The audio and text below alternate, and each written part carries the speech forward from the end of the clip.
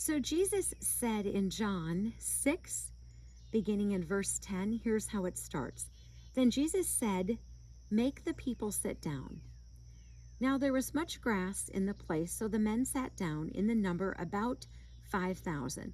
And Jesus took the loaves, and when he had given thanks, he distributed them to the disciples, and the disciples to those sitting down, and likewise of the fish, as much as they wanted. So when they were filled, he said to his disciples, "Gather up the fragments that remain, so nothing is lost." Therefore they gathered them up, and filled 12 baskets with the fragments of the 5 barley loaves, which were left over by those who had eaten. So that is verses 10 through 13 of John 6. So I've been thinking a lot about waste and how wasteful we are. And maybe some of us are more wasteful than others, and throwing things out that could be reused or repurposed or giving to someone or donated to a charity, etc.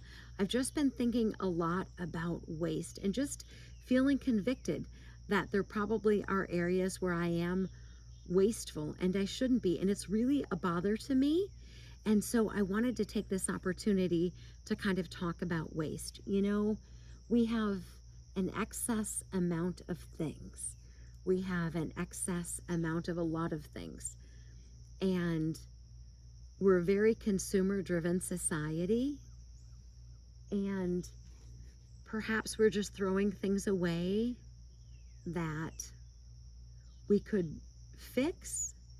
Perhaps we're throwing something away that somebody could use. Are we just throwing it in the trash, or does it have another life?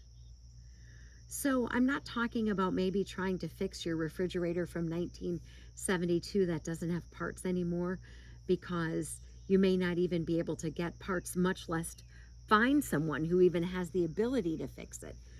But I think that there are things that we can do to be less wasteful, to use things to find another life for something that we would normally throw out. And if you don't have use for it, maybe somebody does. Maybe you could list it on one of those social sites. Hey, this is for free. Put something down at the end of your driveway. Hey, this is for free. Because you might have something that somebody else is needing. And why throw it in the trash if it's something that somebody else could use? So I've just been thinking about this a lot lately, because I like to donate things to charities. My favorite thing is just to put it down at the end of my driveway, so the person who's driving by, if they see it, because then they don't have to go on a site to look for it. But I know that's not always possible, but I do like to donate and find useful ways in which to not be throwing something in the trash that otherwise would be. And so I don't know if this is something you feel convicted about, but I know it's something that I feel convicted about.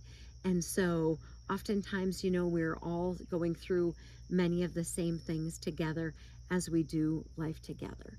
So I was thinking about Jesus and how he said to the disciples, "And gather up, so nothing is lost." Now, what did they do with those leftovers? I'm not really certain. I have no idea. Perhaps the bread was fed to maybe an animal. I don't know what they did with the leftovers of the fish. I have no idea. But it was important enough for Jesus to ask that it not be wasted. So I think that should give us some incentive to maybe be less wasteful with the things that we have. What does that look like for you? I don't know. I know for me, if I have maybe a vegetable or a fruit or something like that, I have a pile where I kind of compost that stuff, or just tossing it maybe in a field for an animal to eat. I don't know. I don't know what that looks like for you. I have, of course, other things that I do to try to be as resourceful as possible. But my point is this: it was important enough for Jesus to mention to gather those. And yes, we could make a story that this is gathering the lost so they're not lost as well. Armor up. We ride at dawn. May God bless you as always. Have a great day.